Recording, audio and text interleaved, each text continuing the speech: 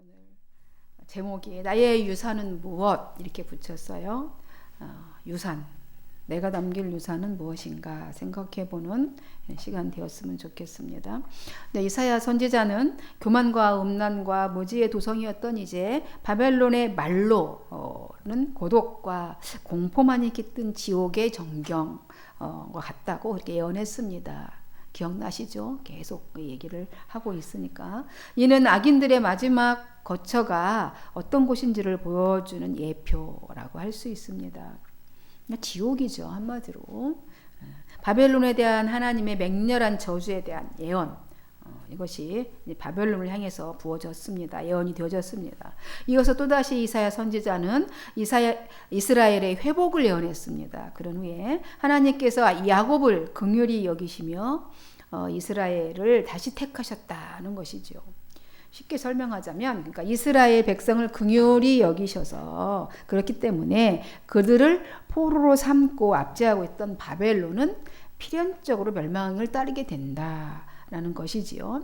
그래서 이스라엘 백성이 하나님의 징계로 이제 이방 민족의 포로가 된 것은 선택받은 백성으로서의 지위를 상실한 거잖아요. 그죠? 선택받은 백성으로서의 지위는 상실했지만 또다시 회복시켜 주시겠다라고 하는 것은 이제 하나님께서 다시 선택하는 거예요. 다시 선택하시겠다는 거예요. 그들을 징계로 이방 포로가 되게 하셨는데 그들을 다시 새롭게 선택하신다는 말씀입니다. 그들을 고향 땅으로 인도하셔서 그들의 땅에서 평안히 살게 하실 것이다. 이렇게 또 예언도 해 주셨습니다. 바벨론의 멸망과 함께 이어서. 그러면 나그네된 예국 사람들도 야곱의 후손들과 함께 이스라엘 땅에서 이제 들어와서 살게 될 거라고 그랬죠. 더불어서 살게 될 것인데 그때 뭇백성들이 이스라엘 백성들을 이제 좋게 봐서 이렇게 도와준다 그랬잖아요. 본국 귀환할 수 있도록 기꺼이 도와주는 그런 역사들이 있게 됩니다.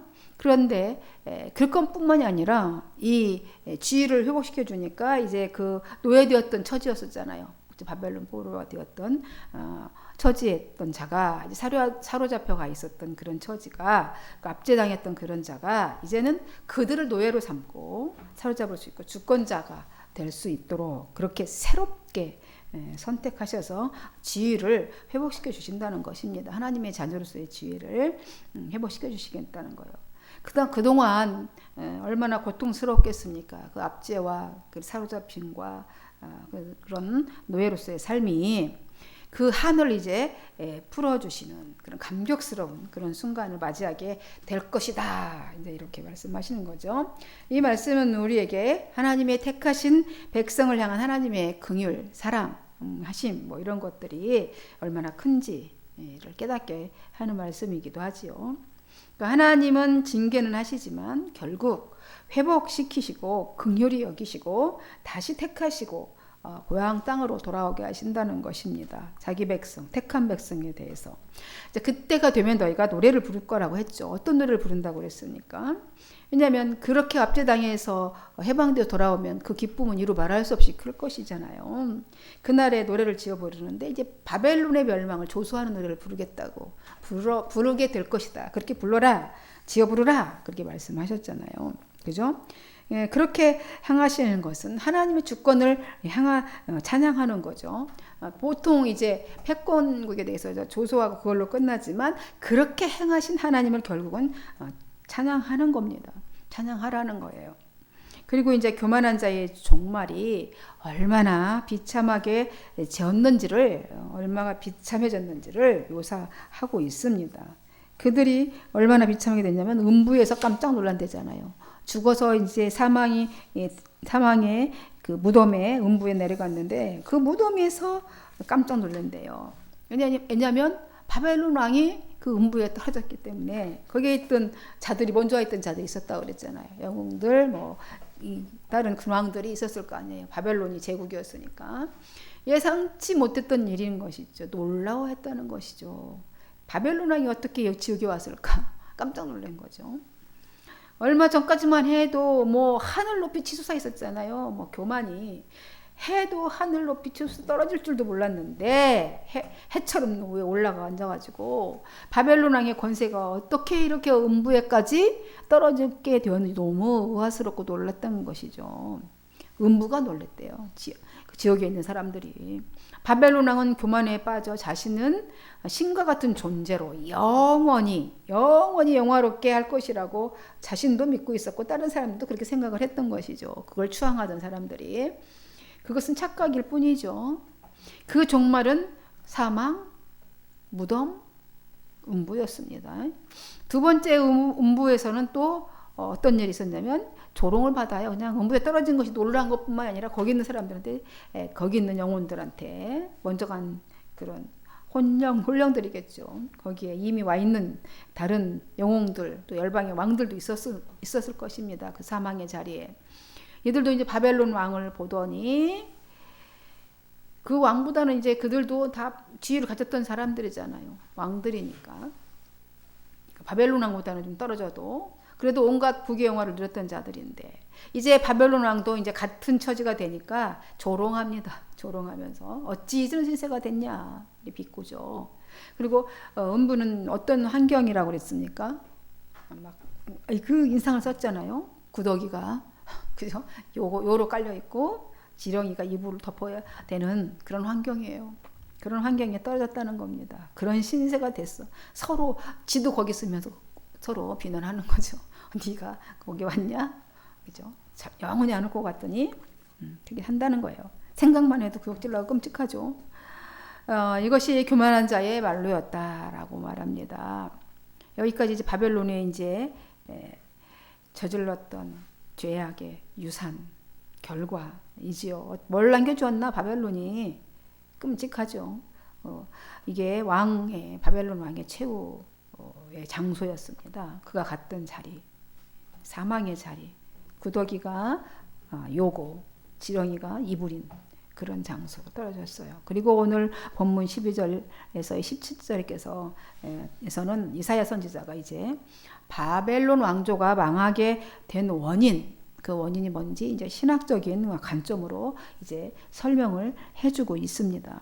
몰락한 왕조를 이제 떨어진 새벽별이라고 이렇게 표현을 하고 있습니다. 12절에 그렇죠. 너 아침의 아들 계명성이여 어찌 그리 하늘에서 떨어졌으며 이렇게 하고 있습니다.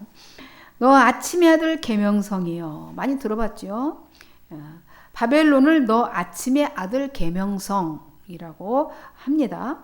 아침의 아들 계명성이라는 말은요 열국을 엎으다라는 뜻인데 바벨론 왕을 가리키는 거예요. 어떤 분들은 이 계명성을 타락한 천사 모닝스타 그죠? 루시퍼로 보기도 하는데요. 루시퍼하고는 직접적인 관련이 없습니다. 혼동하지 마시기 바랍니다. 새벽별은 샛별이죠. 샛별 금성 가장 밝게 빛나는 별이 바로 새벽별이에요. 금성이에요. 샛별입니다. 그래서 이 샛별은 희망과 새로운 시작을 상징합니다. 새벽별이 하늘에서 떨어졌대요. 하늘에서 떨어졌다는 것입니다. 이 말은 새벽별처럼 그렇게 아름답고 지혜로웠다고 자처하던 이 바벨론 왕조가 그렇게 유성처럼 딱 순식간에 추락해서 몰락해 버렸다는 것을 빗대어서 은유적으로 표현한 것입니다. 너 아침의 아들 계명성이여 어찌 네가 이렇게 하늘에서 땅에 떨어졌는고 이 말은 그 뜻인 것이죠. 유성처럼 추락해버린 그 바벨론 왕을 빗대어서 은유적으로 표현한 것입니다. 이 성경은 왕들을 종종 별에 비유했어요. 부월의 선지자 알다시피 발람 민수기도 살펴보았죠. 발람이 이스라엘을 향해서 저주하라고 그랬잖아요. 발락이. 그래서 발람이 예언을 했어요. 근데 저주 대신 축복을 했죠. 네 번째는 심지어 이렇게까지 예언을 했잖아요. 별 하나가 야곱에서 나오리라.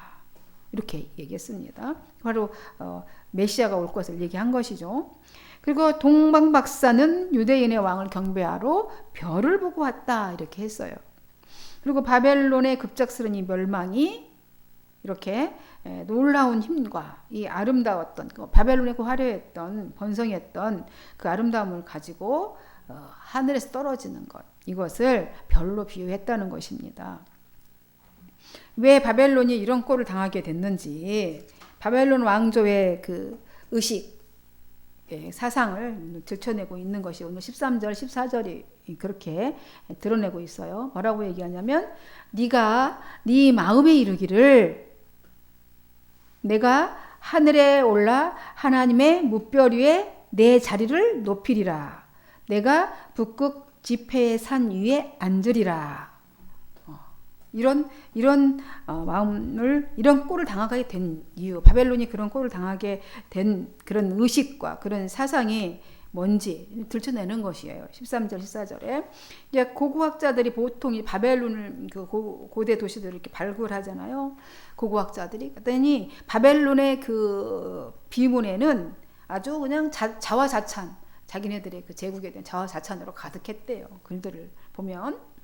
이 바벨론이 어땠는지 오늘 한 문장씩을 보니 바로 아까 무별 위에 나의 보좌를 높이리라. 그렇게 마음을 내가 정했다. 내 마음에 이르기를 그러잖아요. 내가 무별 위에, 그러니까 그 많은 별들 위에 나의 보좌를 높이리라. 그 별들 위에 최고의, 모든 왕들 위에 최고의 위에 내가 앉겠다라는 거잖아요. 마음을 내가 정했다, 그렇게 하기로. 무별은 세상 임금들을 상징한다고 아까 말씀드렸죠. 그 군왕들 위에 내가 군림하겠다는 거예요. 영웅주의, 그죠? 제국주의. 지금 누군가가 제국주의를 꿈꾸고 있어요. 그죠? 제국주의, 권력주의, 이런 사고가 그 어디에 있다고? 바벨론에 있었다는 거예요. 걔네들의 이 사상 속에. 그 사람 위에 사람이 있습니까? 없습니까? 사람 위에 사람이 없어요. 하나님 보시기에는 사람은 다 똑같습니다. 어린아이, 1살짜리 어린아이나 지금 청년이나 나같이 나이 드신 사람이나 하나님 보시기엔 다 똑같습니다. 인간들 위에 오직 하나님 한 분만 계실 뿐이에요. 그 위에는 다 동등한 겁니다. 이런 사변, 내가 무별 위에 앉으리라, 이런 사변은 하나님의 주권에 도전하는 사탄적인 사고라는 것이지요. 그리고 두 번째로 이어서 내가 북극 지폐의 산 위에 앉으리라, 이렇게 말합니다. 감히 지폐, 신들이 모이는 산, 그죠? 감히 신들의 회의 장소인 산 꼭대기 위에 내가 자신의 자리를 틀고 앉겠다는 거예요. 하나님처럼 자신을 신격화하는 거예요. 자신을 신격화하겠다라는 그런 위험천만한 사상을 갖고 있는 겁니다. 자기 다 발밑에 세상을 두려고 하는 것이죠. 이것 또한 사탄적 생각입니다.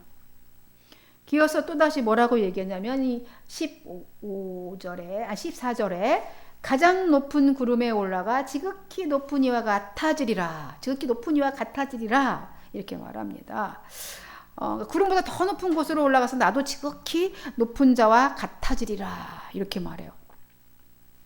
하나님과 비기겠다는 거잖아요. 하나님과 비기겠다는 거예요. 그것은 하나님을 능멸하는 말인 것이죠. 사탄의 이것도 사상입니다. 바벨론은 이처럼 멸망적 사고를 하고 있었고 그런 행태를 보였던 것입니다. 그러니 결론이 바로 구더기가 요요, 지렁이가 이불인 것이죠. 사탄의 도구가 되어서 멸망을 자초하게 되었다는 것입니다. 실제로 다니엘서 5장에 보면 마지막 왕이었던 벨사살 왕이 나와요. 벨사살. 자신의 그 왕이 어떤 짓을 했냐면 그 바벨론 왕이 자신의 술잔에다가 그 술잔치에 1,000명을 초대를 합니다. 손님을 1,000명을 초대를 해서 술잔치를 벌이는데 예루살렘에서 갖고 온 그 예루살렘이 이제 함락했잖아요. 가서 가지고 온 성전 기물들이 있잖아요. 이런 성전 이런 악기들, 성전에 쓰던 이런 기물들을 엄청 고급스럽잖아. 다 금으로 돼 있잖아요. 그것들을 가져다가 사용했습니다. 술잔치에 하나님을 능욕한 거죠. 성전 기물들을 구별해서 하나님이 명령한 대로 성전 어떻든 이렇게 만들어라, 저렇게 만들어라, 제단은 이렇게 해라, 이런 그 그릇은 금그릇, 은그릇 막 이렇게 만들었는데 이런 것들을 다 가지고 온 거예요. 그래서 술잔치에 사람들을 이제 유세를 떨려고 그런 거죠. 내가 그 신전에서 갖고 온 그거, 여호와의 전에 갖고 온 그것들을 가지고 마셔라, 부어라 했던 거죠. 그날 밤에 그는 바사, 페르시아, 메대와 바사 군대에 의해서 죽임을 당하고 됩니다. 다니엘서 5장 30절에 나와 있어요. 이 벨사살이라는 이 왕이 지각이 없는 사람이죠. 지각이 없어서 자신의 사욕을 절제하지 못한 거예요. 그래서 그렇게 사탄의 도구로 전락해 버렸던 것입니다. 그렇게 버려서 자기만 죽으면 되는데 나라 전체가 몰락하게 된 것이죠. 그래서 우리는 결코 나라를 위해서 대통령을 위해서 꼭 기도해야 되는 겁니다. 대통령만 죽는 게 아니에요. 지금 보고 있잖아요. 대통령이 잘못하면 어떻게 되는지 우리는 지금 경험하고 있습니다. 목사가 잘못되면 어떻게 되는지 보실래요? 목사를 위해서 기도해야겠어요? 안 하겠어요? 목사가 잘못되면 다 죽어요. 영혼이 죽습니다. 장난 아니죠. 그래서 꼭 기도를 해야 되는 거예요. 그래서 잘못되지 않도록 무섭습니다. 벨사살이 이렇게 지각 없이 자기만 죽은 게 아니고 바벨론이 멸망했어요. 사탄의 도구가 되어서. 그래서 지금 스올, 곧 무덤 맨 밑바닥에 떨어졌지 않습니까? 그래서 사탄과 그 추종자들의 이 말로 끝없는 무적행의 불못에 떨어지게 되는 것입니다. 이 불못에 떨어진 그들 무덤 속에 있는 자들마다 이제 많이 쳐다보고 조롱할 것이라고. 지금 16절, 17절 이어서 계속 주목하여 이르되 그래요. 너를 보는 이가 그 안에서도 밑바닥에 떨어진 걸 참하게 된 그 모습을 많이 쳐다보고 있답니다. 얼마나 참 이중 고통이죠. 안 그래도 자기 처지를 생각하면 끔찍할 텐데 그들이 많이 쳐다봅니다. 행악자가 패망한 후에도 얼마나 처참하게 되는지. 죽으면 끝나는 게 아닌 거죠. 더 끔찍한 게 기다리고 있습니다. 늘 그렇게 말씀하고 있어요. 18절 20절까지 보면은 열방의 모든 왕들은 모두 각각 자기 집에서 영광 중에 작업만은 오직 너는 자기 무덤에서 내쫓겼으니 가증한 나뭇가지 같고 칼에 찔려 돌구덩이에 떨어진 죽음들에 둘러싸였으니 밟힌 시체와 같도다. 이렇게 말합니다. 자기 무덤에서 잠들지 못하게 될 거라는 거예요. 열방의 왕들은 모두 지금 왕 무덤이 화려하잖아요. 다들 어쨌든 왕의 무덤에서 그 영광을 증거하며 자기 무덤이 다 있어요. 그런데 이 바벨론 왕인 그 무덤에서도 내쫓겼다는 것입니다. 오늘 19절 말씀이시죠. 자기 무덤에 묻히지도 못하고 쓰레기처럼 함부로 버려지는 거예요. 시체가 버려져서 짓밟히는 신세가 될 것이라는 겁니다. 이 바벨론 왕의 이 오만 방자한 이 태도는 하나님의 분노를 일으켰고 그 결과가 자기 땅을 망하게 하였고 자기 백성을 죽게 하였으므로 함께 망했다라는 겁니다. 자신이 스올로 내려가 무덤이 없듯이 백성들도 똑같이 그런 처지가 된다는 것이죠. 됐다라고 지금 표현했지만 지금 이사야 선지자가 이 예언할 때는 아직 바벨론 포로가 되기 전이거든요. 그래서 이거를 생생하게 다 그림으로 지금 말씀을 해주시고 계십니다. 그 저주받은 결과는 악을 행하는 자의 후손은 영원히 이름이 불려지지 않으리라. 후손이. 바벨론은 후손이 다시 일어나지 못하기 때문에 영원히 멸절된다는 것입니다. 그 결론이에요. 결론, 이 악한 자의 결론. 그러면서 악인의 유산이 무엇인지 명확하게 알려주시는 것이죠. 바벨론이 멸망한 후에도 철저하게 숙청이 된대요. 숙청. 그냥 한번 다 하는 게 철저하게 숙청이 되는데 그들의 후손이 또다시 힘을 기르지 못하도록 다시 그 족속이 다시 힘을 얻어서 또 재건하지 못하도록 철저하게 제거될 것을 오늘 말씀하시죠. 아까 21절에서 쭉 읽었던 말씀이 그 말씀이에요. 어떻게 한답니까? 바벨론의 완전한 멸망을 여호와께서 말씀하시는데 사악한 왕의 자손들도 모두 죽여서 자기 조상의 죄값을 다 치르게 하는 거예요. 후손들에게 치르게 하고 사악한 왕의 후손들이 땅을 차지하여서 자기들의 성을 세우는 일이 없도록 하라. 이렇게 말씀하시는 거예요. 21절에. 그죠? 못하게 하라. 세상을 가득하게 하지 못하게 하라. 바벨론 후손들의 멸망은 조상의 죄악 때문이죠. 이들은 타락한 이 바벨론의 그 왕들은 타락한 모습, 자기들의 타락한 모습과 그들의 사상, 그 사탄의 사상들을 다 자녀에게 물려준 거예요. 물려주었습니다. 그래서 이렇게 빗자루 다 쓸어버리듯이 그날을 다 쓸어버리고 철저하게 그 이름도 불려지지 못하도록 해버리겠다는 것이죠. 이는 민족적 국가적 타락이 있었기 때문에 그렇게 하신다는 거예요. 전능하신 주님이 악을 직접 치시겠다는 겁니다. 철저히 바벨론을 멸망시켜서 아무것도 남겨두지 않고 그 이름, 그 땅에 살고 있는 사람들, 그리고 그 왕의 손손 모조리 다 끊어서 악의 싹이 다시 나오지 못하도록 뿌리까지 뽑아버리겠다. 그렇게 말씀하시고 계십니다. 만군의 여호와께서 말씀하시되 내가 일어나, 주님이 직접 하시겠다는 거예요. 내가 일어나. 주님이 일어서면 끝나는 거죠. 일어나 그들을 쳐서 그들의 이름도 남은 자와 아들과 후손을 바벨론에서 끊으리라. 나 여호와의 말이니라. 또 어떻게 한다고? 내가 또 그것이 고슴도치의 구렬과 물 웅덩이가 되게 하고 또 멸망의 빗자루로 청소하리라. 나 만군의 여호와의 말이니라 합니다. 바벨론 땅을 고슴도치 소굴로 만들겠다는 거예요. 그리고 악취나는 물웅덩이가 되게 하고 멸망의 빗자루를 가지고 다 싹 쓸어버리면 어떻게 되겠습니까? 청소하면 깨끗하게 아무것도 없는 거죠. 그렇게 만들어버리겠다는 거예요. 하나님은 왜냐하면 절대 죄는 용납하지 못하시는 분이십니다. 선이시기 때문에 악을 아무리 사랑해도, 왜냐하면 사랑의 속성이 사랑이시고 선이시기 때문에 악을 받아들일 수가 없는 거예요. 하나님의 공의입니다. 이 공의에 걸리면 한 사람도 살아남을 자가 없습니다. 저나 여러분이나 인간 중에 한 사람도 살 수가 없어요. 그래서 우리는 예수 그리스도가 필요한 거죠. 바벨론의 행악자들은 후손에게 이제 멸망을 유산으로 남겨주었습니다. 멸망을 남겨줬어요. 사랑하는 성도 여러분, 우리는 절대로 멸망을 유산으로 남겨주면 안 됩니다. 멸망을 남겨주면 안 되겠죠. 뭐를 남겨줘야 됩니까? 우리는 은총과 하나님의 은총, 하나님의 평화, 하나님의 축복을 유산으로 자녀들에게 남겨주어야 합니다. 우리는 자녀들의 행복하고 거룩한 삶에 대해서 책임져야 됩니다.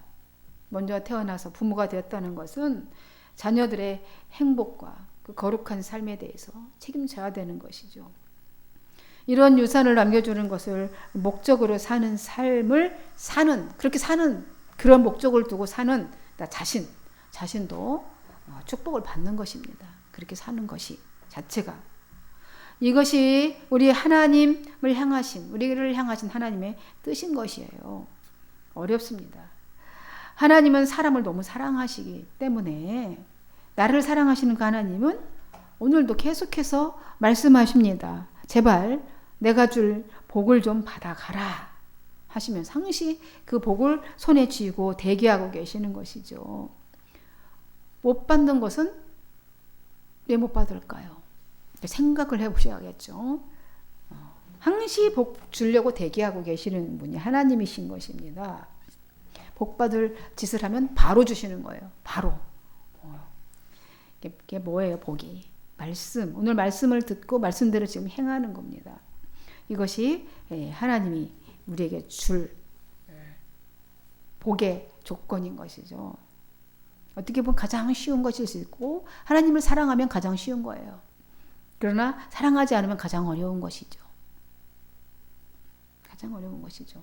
이 순간에도 모든 사람과 상황과 만물을 통해서 지금 우리 이 사람, 우리 또 상황, 또 만물, 자연들을 통해서 지금 우리에게, 당신의 자녀에게 메시지를 보내고 계시고 있다는 사실을 믿으시기 바랍니다.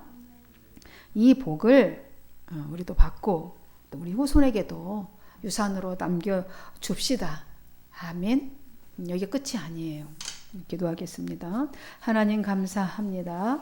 늘 바벨론은 그렇게 화려했던 아침의 별 계명성처럼 새별처럼 그렇게 빛났던 영광과 그런 화려함과 번성함이 있었던 바벨론이 하늘에서 땅에 떨어지는 유성처럼 그 새벽별에 떨어지는 것처럼 몰락하는 아버지 그 모습을 오늘 저희들에게 들려주셨습니다. 아버지 그래서 그들이 그 후손들에게 남겨준 것은 무엇이었습니까? 그들이 남겨준 유산은 멸망이었고 사망이었습니다. 구더기가 요고 지렁이가 이불이 되어지는 끔찍한 지옥이었습니다. 그래서 오늘 우리가 다짐합니다. 절대 우리는 이런 것을 유산으로 남겨주는 게 아니라 하나님의 축복, 은혜, 은총, 사랑, 평화를 남겨주기로 오늘 우리가 결심합니다. 아버지 그렇게 우리가 길을 잃지 않고 잘 갈 수 있도록 도와주시옵소서. 축복하고 예수님의 이름으로 기도하옵나이다.